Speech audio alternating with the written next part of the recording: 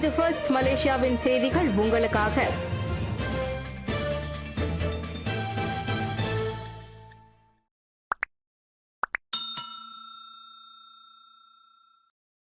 Pahang Telangana கிளந்தான் மாநில மக்கள் மத்திய அரசாங்கத்தை ஆதரிக்க வேண்டும். கிழக்கு கடற்கரை பகுதியில் மேற்கொள்ளப்படும் வளர்ச்சி திட்டங்களை தொடர பஹாங், தெலங்கானா மற்றும் கிளந்தான் ஆகிய மாநிலங்களில் மக்கள் மத்திய அரசாங்கத்திற்கு ஆதரவளிக்க வேண்டும். ஒட்டுமொத்த மக்களின் நலனுக்காக அனைத்து பகுதிகளிலும் சமநிலையை உருவாக்க மத்திய அரசாங்கம் வளர்ச்சி திட்டங்களை மேற்கொண்டு வருவதாக துணை பிரதமர் டாக்டர் அகமது சாஹித் ஹமிதி தெரிவித்தார். இசிஆர்எல் எனப்படும் கிழக்கு கரை ரயில் பாதை திட்டம் கிழக்கு கடற்கரை மாநிலங்களுக்கு மிகப்பெரிய மாறுதல்களை கொண்டு வரும் என்று டாக்டர் அகமது சாஹித் கூறினார். சனிக்கிழமை குவாந்தானில் நடைபெற்ற கிழக்கு மண்டல மக்கள் மடானி நிகழ்ச்சியில் கலந்து கொண்டு உரையாற்றும் போது டாக்டர் அகமது அவ்வாறு தெரிவித்தார். ஜோலோ அமெரிக்க நீதித்துறைக்கு இடையிலான ஒப்பந்தம் வரம்பிற்கு அப்பாற்பட்டது. அமெரிக்காவின் டிஓஜே எனப்படும் நீதித்துறைக்கும் தேடப்பட்டு வரும் தொழிலதிபர் ஜோலோவிற்கும் இடையிலான எவ்வகை ஒப்பந்தமும் அரசாங்கத்தின் அதிகார வரம்பிற்கு அப்பாற்பட்டது என்று உள்துறை அமைச்சர் டாக்டர் சைஃபுடின் அசதியோன் இஸ்மாயில் கூறினார். ஜோலோவிடம் இருந்து நிர்வாக சொத்துக்களை மீட்பதே அரசாங்கத்தின் தற்போதைய கவனமாகும் என்றும் அவர் தெரிவித்தார். அமெரிக்க மாவட்ட நீதிபதியான டேல் ஃபிஷர் கடந்த திங்கட்கிழமை லாஸ் ஏஞ்சலிஸ் ஜோலோ மற்றும் அவரது குடும்பத்தினருடன் ஒப்பந்தத்திற்கு ஒப்புதல் அளித்ததை தொடர்ந்து அமெரிக்க நீதித்துறையால் தகுதி நீக்கம் செய்யப்பட்டதாக முன்னதாக ஊடகங்கள் செய்தி வெளியிட்டிருந்தன. மானட் ஓவியமான வெத்தேயுல் சொலியில் மற்றும் வார்ஹோல் ஓவியமான கலர்டு கேம்புவெல்ஸ் உட்பட பாரிஸில் உள்ள ஒரு அடுக்குமாடி குடியிருப்பிற்கு ஜோலோ சுமார் 3,50,00,000 அமெரிக்க டாலரை செலுத்தியதாக டிஓஜே கூறியுள்ளது. சுங்கைப்பாக்காப் இடைத்தேர்தலில் பெரிக்கத்தான் நேஷனல் வேட்பாளர் அபிதின் இஸ்மாயில் வெற்றி. சுங்கைப்பாக்காப் இடைநிலை தேர்தலில் பெரிக்கத்தான் நேஷனல் வெற்றி பெற்றுள்ளது. கடந்த பொது தேர்தலில் பெற்ற பெரும்பான்மையை விட இம்முறை கூடுதல் வாக்குகளோடு பெரிக்கத்தான் நேஷனல் இத்தொகுதியை தக்க வைத்துக் கொண்டது. மலாய்க்காரர் அல்லாதவர்கள் அதிகமாக வாக்களித்து வராததுதான் பக்கத்தான் ஹரப்பான் தோல்விக்கு காரணம் என PKR துணைத் தலைவர் ரஃபிசி ரம்லி தெரிவித்தார்.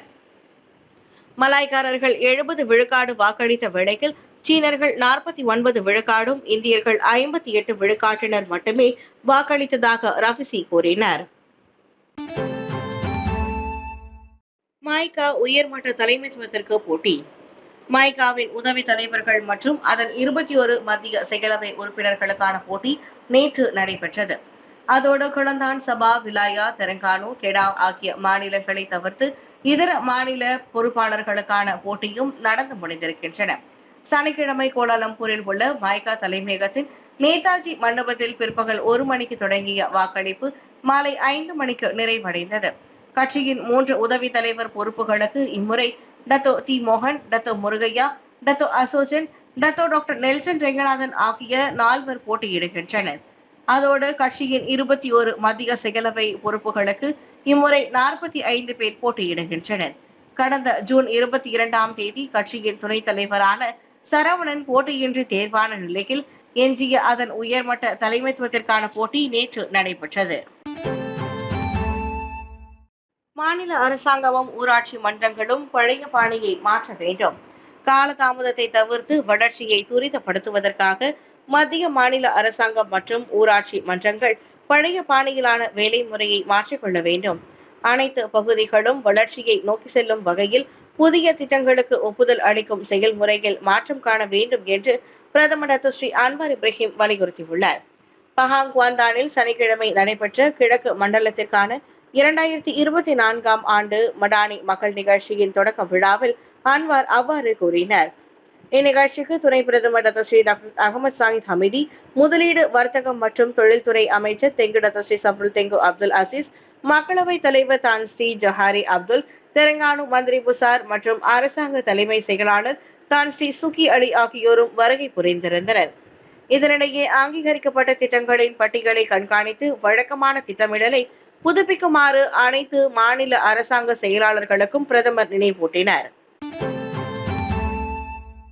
போர் நிறுத்தம் குறித்து விவாதிக்க உக்ரைன் தயாராக இல்லை. புதின் போர் நிறுத்தம் குறித்து விவாதிக்க உக்ரைன் தயாராக இல்லை என்று ரஷ்ய அதிபர் விளாடிமிர் புதின் தெரிவித்திருக்கிறார். ரஷ்ய கட்டுப்பாட்டில் இருக்கும் 4 பகுதிகளில் இருந்து உக்ரைன் தனது படைகளை திரும்ப பெற வேண்டும் என்ற முந்தைய கோரிக்கையை அவர் மீண்டும் வலியுறுத்தியுள்ளார். இருப்பினும் புதினின் அந்த கோரிக்கையை கீவ் மற்றும் மேற்கத்திய நாடுகள் நிராகரித்தன. புதினின் அந்த கோரிக்கை சொந்த நாட்டில் இருந்தே உக்ரைனை வெளியேறுமாறு கோருவதற்கு ஒப்பானது என்று கீவ் சாடியுள்ளது. உக்ரைன் மீண்டும் வலுப்பெறும் வகையிலான எந்த ஒரு நடவடிக்கைகளையும் ரஷ்யா ஆதரிக்காது என்று புதின் விளக்கியுள்ளார். ஹங்கேரி பிரதமர் விக்டர் ஆர்பனுடன் நடைபெற்ற செய்தியாளர் சந்திப்பில் புதின் அந்த தகவல்களை தெரிவித்தார். ஈரானின் 9வது அதிபரானார் மசூத் பெசன்ஸ்கியன். ஈரானின் அதிபர் தேர்தலில் முன்னாள் சுகாதார அமைச்சர் மசூத் பெசன்ஸ்கியன் 2ஆம் சுற்றிலும் வெற்றி பெற்று அந்நாட்டின் 9வது அதிபரானார். ஜூன் 28ஆம் தேதி நடைபெற்ற முதல் சுற்றில் பெசன்ஸ்கியன் 1,04,00,000க்கும் அதிகமான வாக்குகளை பெற்றிருந்தார். மசூத் பெசன்ஸ்கியன் 1,84,84,403 வாக்குகளை பெற்ற வேளையில் தீவிர வலதுசாரி தலைவரான சயிட் ஜலீலி 1,35,38,179 வாக்குகளை பெற்றதாக ஈரான் அதிபர் தேர்தலில் ஆணையத்தில் செய்தி தொடர்பாளர் முகமது இஸ்லாமி தெரிவித்தார். முதலாவது சுற்று வாக்குப்பதிவில் ஜலீலி 94 லட்சம் வாக்குகளை பெற்றிருந்தார்.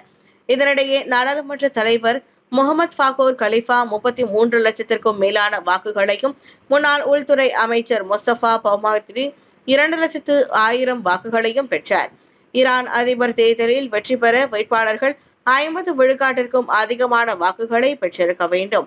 ஜூன் 28ஆம் தேதி நடைபெற்ற முதல் 50 சுற்று வாக்கெடுப்பில் எந்த வேட்பாளரும் 50 விழுக்காடு வாக்குகளை பெறாததால் அதிபரை தேர்ந்தெடுப்பதற்கான 2ஆம் சுற்று தேர்தல் வெள்ளிக்கிழமை நடைபெற்றது. யூரோ கிண்ணத்தை வெல்லும் ஜெர்மனியின் கனவு கலைந்தது. சொந்த மண்ணில் 2024 யூரோ கிண்ணத்தை வெல்லும் ஜெர்மனியின் கனவு ஈடேறாமல் போனது.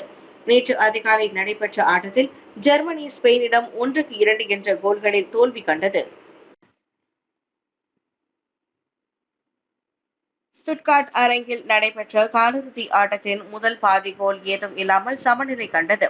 2ஆம் பாதி ஆட்டம் தொடங்கிய 6வது நிமிடத்திலேயே முதல் கோலை அடித்து ஜெர்மனியை ஸ்பெயின் பின்னுக்கு தள்ளியது. அதன் பின்னர் 89வது நிமிடத்தில் உபசரணை நாடான ஜெர்மனி 89வது நிமிடத்தில் தனது ஒரே கோலை அடித்து ஆட்டத்தை சமப்படுத்தியது. முழு ஆட்டமும் சமநிலை கண்டதால் வெற்றியாளரை தீர்மானிக்க கூடுதல் நேரம் வழங்கப்பட்டது. அதனை சாதகமாக பயன்படுத்திக் கொண்ட ஸ்பெயின் 119வது நிமிடத்தில் தனது வெற்றி கோலை அடித்து அரையிறுதிக்கு முன்னேறியது. நேற்று அதிகாலை நடைபெற்ற மற்றொரு காலிறுதி ஆட்டத்தில் பிரான்ஸ் வெற்றி பெற்றது. போர்ச்சுகலுடன் களம் கண்ட அந்த ஆட்டம் ரசிகர்களுக்கு நல்லதொரு விருந்தாக அமைந்தது.